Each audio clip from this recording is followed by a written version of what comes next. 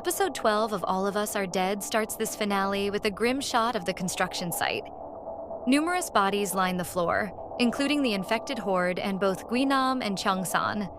These guys are definitely deceased.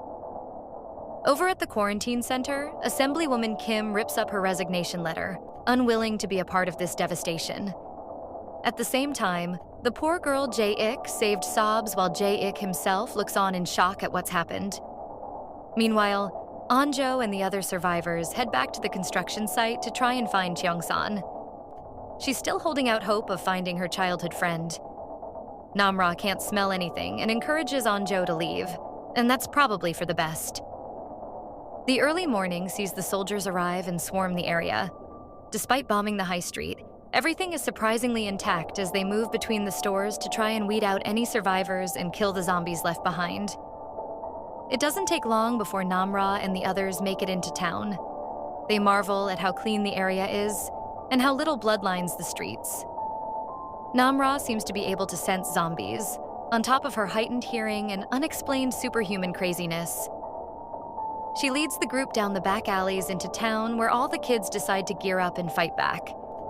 There are a lot of zombies too, and this really does feel like a last stand. It's absolute chaos, and in the ensuing skirmish, Woojin is bitten saving Hari. After slaying Woojin, Namra uses her abilities again to convince the others to run away. Namra continues to wrestle with her own dark desires though, with the voice inside her head urging Namra to feed. Realizing she's hungry, Namra tries to compose herself away from the group, bashing her head repeatedly and biting her wrist to stave off her cravings. Soo-hyuk notices that Namra has gone and hurries back to find her. Anjo joins him too as they eventually find the girl eating one of the deceased infected.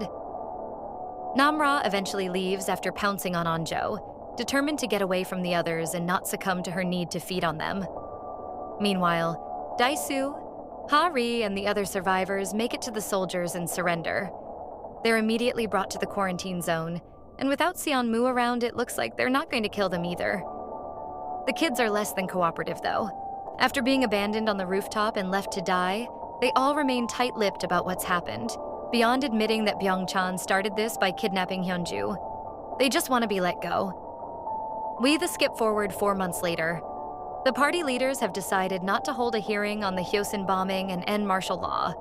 It's been a long time coming for the survivors, but they're still in quarantine, so it's not quite the happy ending they were all expecting. Anjo immediately heads over the wall in the middle of the night to pay her respects to Cheongsan and the others. Leaving snacks by a tree, she tries to move on. However, in the distance happens to be a faint flickering light, a campfire from the looks of it. Back in the quarantine camp, Anjo catches up with Soo-hyuk. She relays news about the campfire and believes it could well be Nara. She's going to go that very night, and Soo-hyuk immediately decides to join her. And of course, all the other kids gear up to go too. Eventually, the gang make it down to the remnants of the school. On the roof, they find a fire burning. Gathering around it, Namra shows up. She admits she's missed them all, but she's not going to join them. Namra breaks the news that there are others like her, and she's joining up with them. Could these others be those who Guinam infected?